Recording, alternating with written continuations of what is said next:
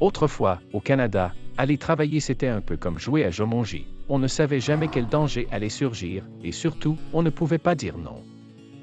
Tu peux pas refuser, c'est lundi. Avant les lois de santé et sécurité, c'était un peu chacun pour soi.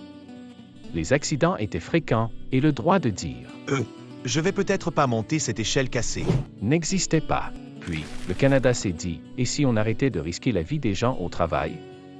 Une idée révolutionnaire, vraiment. Le mot-clé ici? Danger.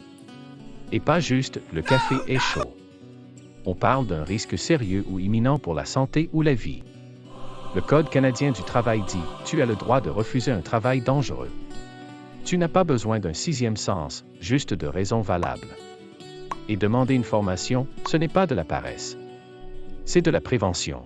Tu refuses? Pas de panique. On suit les étapes. On parle à l'employeur.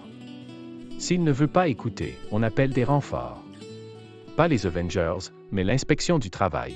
Je refuse de travailler, j'ai vu une araignée. Tu veux juste éviter le rapport mensuel. Le droit de refus n'est pas, par exemple, une carte Monopoly qui indique « sortez du travail ». Si c'est fait de bonne foi, c'est légitime. Sinon, ça peut se retourner contre toi. Alors oui, tu as le droit de dire non. Mais aussi le devoir de savoir quand et comment le faire. Une bonne formation, c'est comme un bon parapluie. On ne s'en sert pas tous les jours, mais quand l'orage arrive, on est bien content de l'avoir. Suivre une formation, c'est refuser le danger, pas le travail.